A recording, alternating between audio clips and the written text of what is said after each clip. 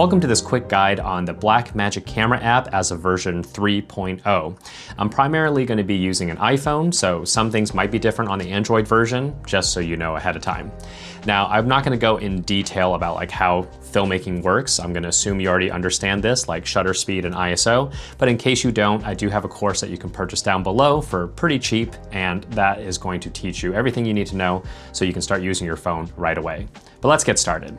So this is your main screen that you see right here, and there are going to be some overlays that allow you to change some settings. So let's go ahead and tap on the screen, swipe down, and here you have it. Up on top, we have quite a few things.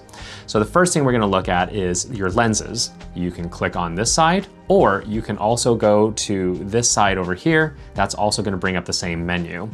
And the two on the bottom over here, this is your front-facing camera, the one I'm using. So I'm doing the wider field of view. And if you just do the front, that's going to crop in just a little bit. And then everything up here onto the side, that is going to be your rear camera lenses. The 48 and the 200mm, that is a digital crop into your sensor. Next to it, we have our frames per second. So same thing, you click on it and you have a scroll wheel here. You can dial it in up to 60 frames or 120 frames, depending on what lens you are using.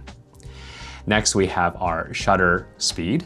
And same thing, you can scroll up and down. Now, if you are primarily a cinematographer and you like to use shutter angles, in which case we're gonna wanna go over to settings, and we're gonna go up to camera. We will see shutter measurement, select angle, and now you can see that we are now using shutter angles instead of just regular shutter speed for photographers.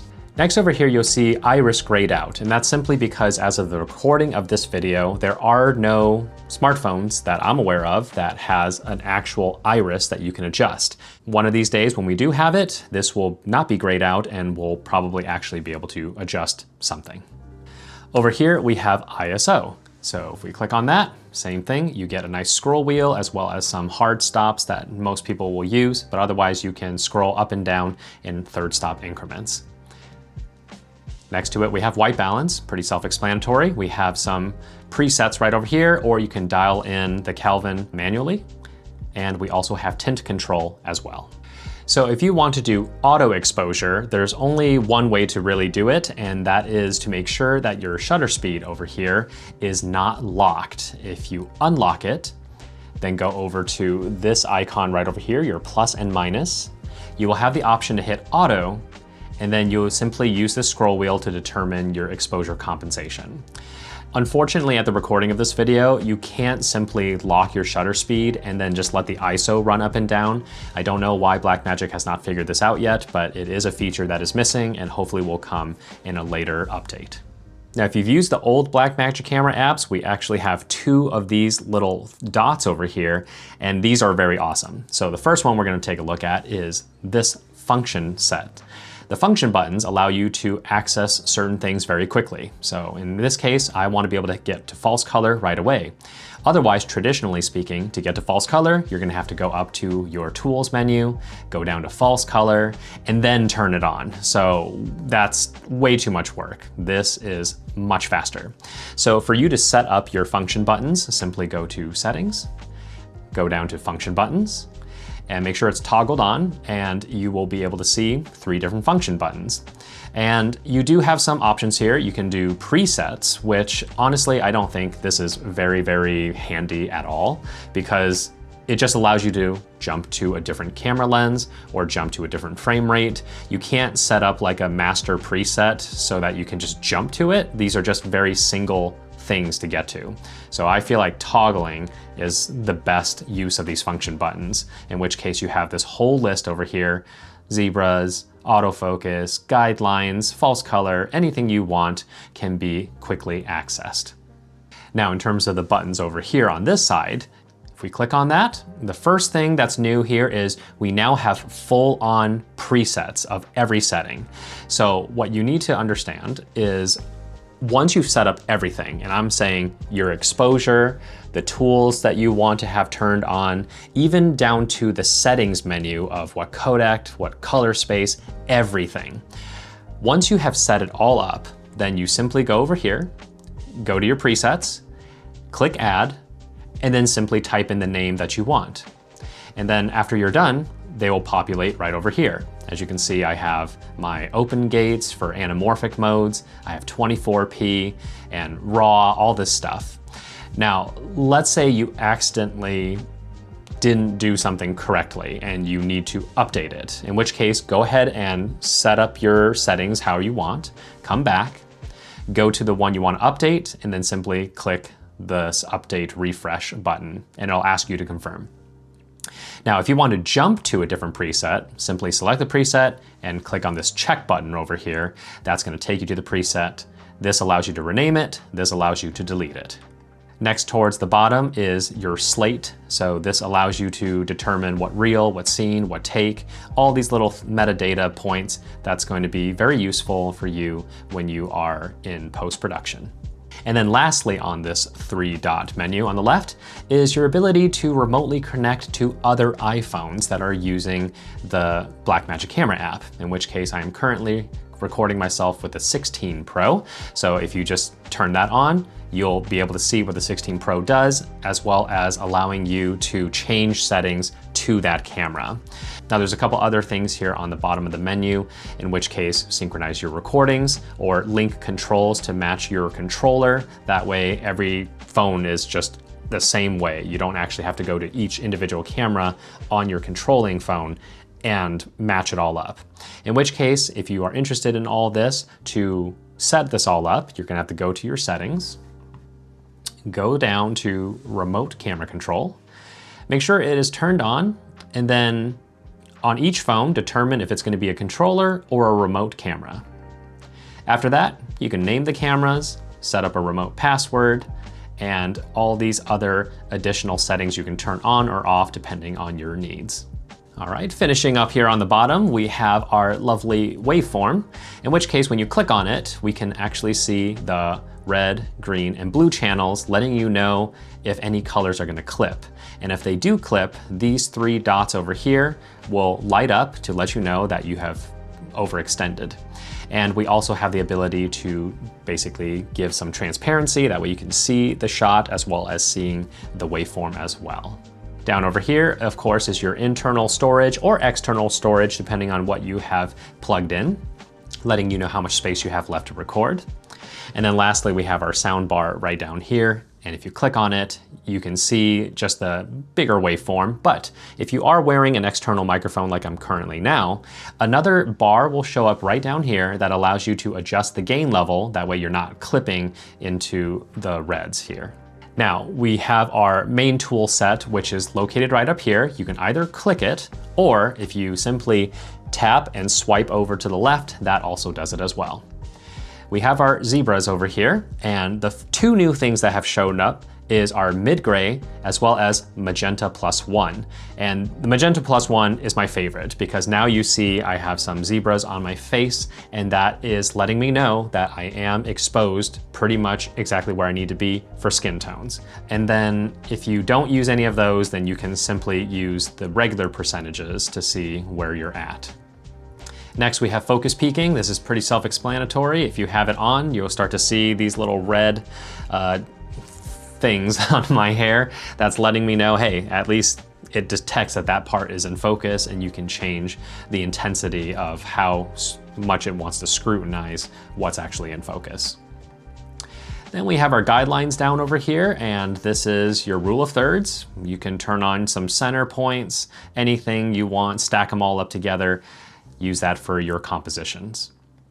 And then over here, we have our basically aspect ratios. So I have this on CinemaScope. If I turn this on, you'll see there's some darkening over here on the bottom of and the top of the image.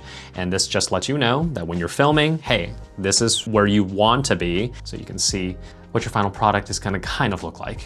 Next, we have your safety area. So you can turn that on and you can determine how much you want to have in terms of your safety area. And then we already talked about false color. And then this last one over here, this little lightning bolt down here, this is basically to allow you to turn on the LED lamp that's on the back side of your phone. And since I'm using the front-facing camera, it's grayed out. But if we're using the back side of the camera, it'll show up and you can basically adjust the brightness of the LED light, which is awesome. So it comes in handy when you're shooting in the dark. All right, so let's just tap and swipe that away. And next up, we have our autofocus here. So simply put, if it's on auto, autofocus. Turn it off, then use this manual dial to adjust your focus points. And then right over here, we talked about the auto exposure. So that is right there. And then we have LUTs, and this is much better. So now we have all the LUTs that are loaded into this app. There's a couple presets that are done, as well as the LUTs that I've created myself, my True Life LUT. This allows me to just get to it much faster than before. And this over button right down here, if you click on that, that is going to bake in the LUT into your final image. So if you have this turned on, you're not going to be able to go back and adjust anything in terms of your log profile. So I usually just keep this off. I want to do all the color grading myself. And then lastly, right down here, we have our image stabilization.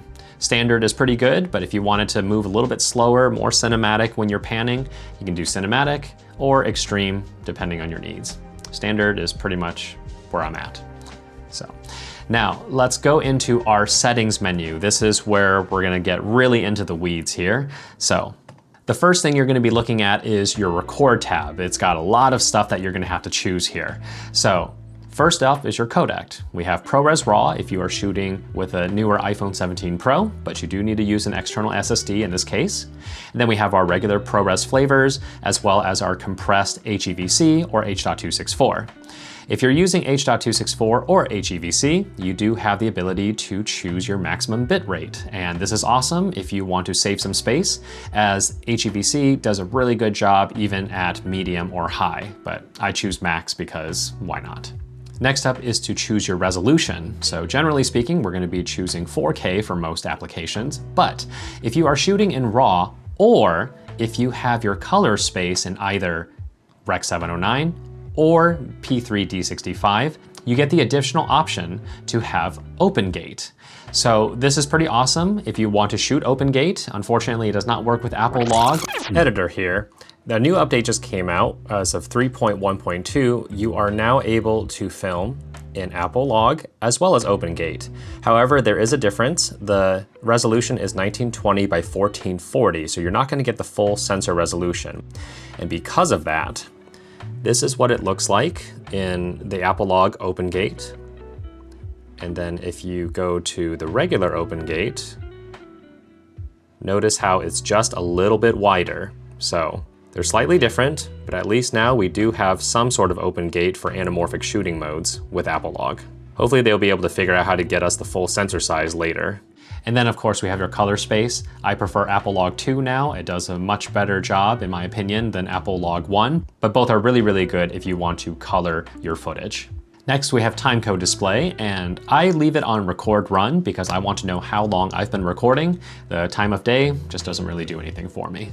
If you want to do a time-lapse recording, go ahead and turn this on, and then it's going to ask you if you're going to capture one frame. Right now it's by default set to 1 minute, but you can change everything. Every 2 frames, all the way up to every 10 frames, or do you want to capture a frame per second? Or again, you can go by per minute. So however you want to determine your time-lapse shot, you can do it right over here. The last thing here in this tab is if media drops frames. Now this does happen sometimes, doesn't happen very often in my experience, but you want to set it to alerting you then to stop the recording, because let's say it dropped a frame right here as I'm talking. I don't want it to stop recording, I want it to keep going, but just let me know that a frame did drop somewhere. Moving on, we have the camera tab.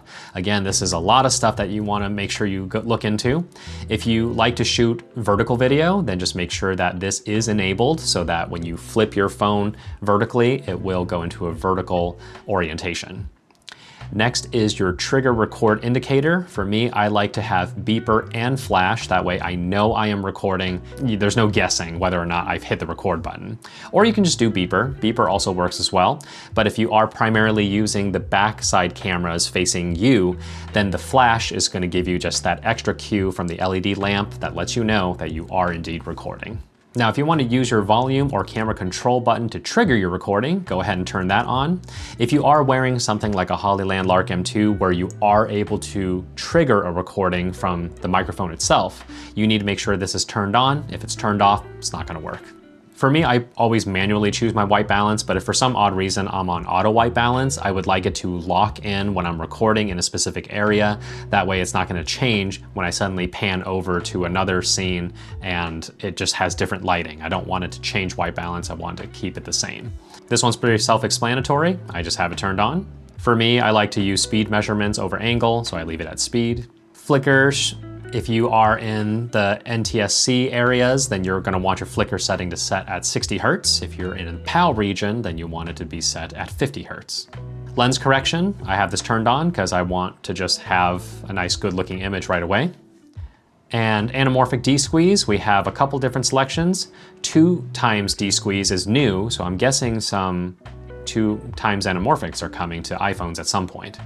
If you are using an SLR adapter from like Beast Cage, then you're gonna wanna turn this on so that the image looks correct to you as you are shooting.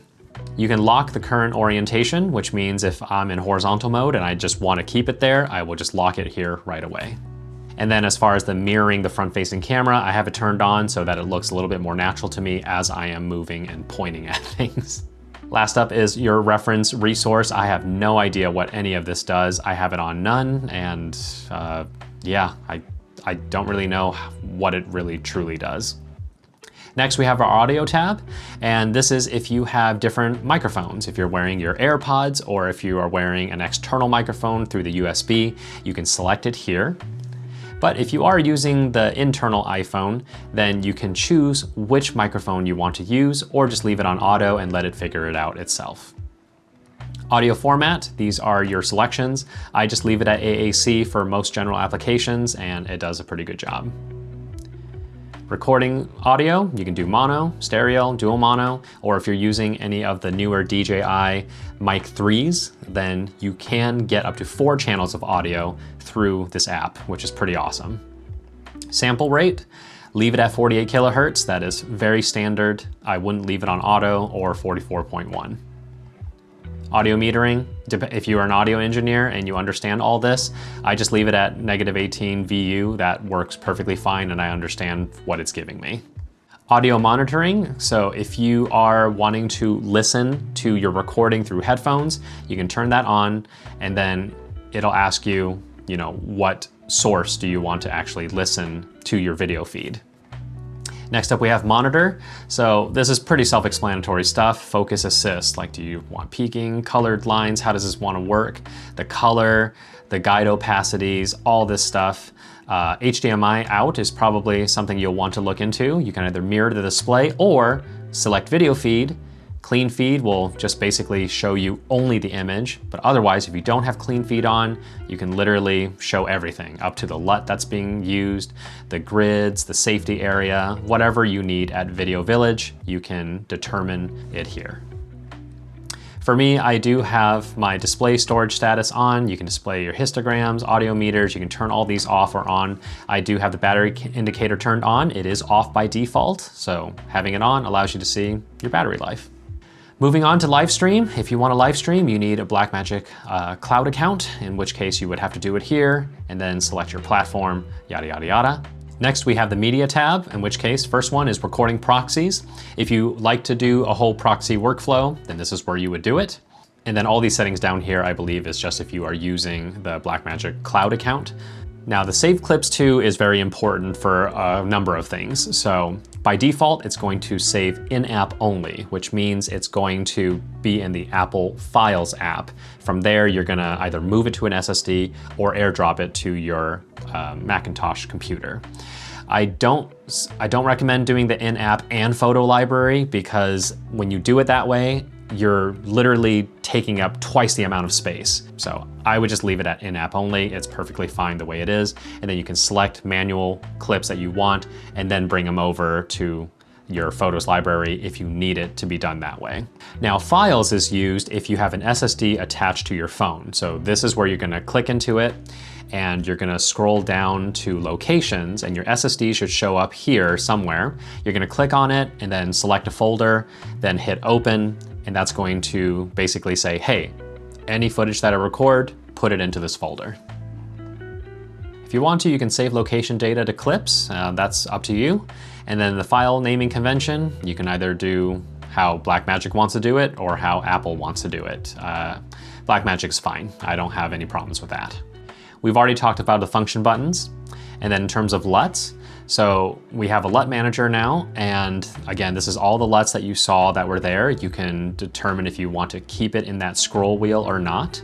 And then as far as these imported LUTs, it tells you, what you have in the LUTs folder. So if you do have your own LUTs that you want to use, make sure you first airdrop it to your iPhone and then copy it into the Blackmagic Camera's LUT folder, which is located under the Apple Files app. In other cases, you can export LUTs as well from here, but honestly, just airdrop it to somebody. Next up, we have our presets. So these are all the presets I showed you before, like my open gate, my anamorphics, 24p. You can save the presets from here as well. You can also import or export these presets to other people. So if you already have something that works and you want to give the settings to a friend that also has an iPhone, then you can do it that way too. And that way all your cameras are pretty much synced. Accessories, this is where you can use Bluetooth to connect to the Nucleus wireless lens control. So that way you have the ability to basically rack focus wirelessly without having to do it on the phone itself, as well as trigger recordings and a couple other stuff. So here we are with that remote control again. We've talked about this. Make sure you turn it on, determine everything. Blackmagic iCloud, that's if you have a cloud account. I do not. You can reset everything. This is your about, and we are on version 3.1. So that is the Blackmagic camera app. Hopefully I've answered your questions. Looking forward to seeing you guys again whenever they do a Blackmagic 4.0. Hopefully we have even more features that's gonna make our phones that much better as film tools.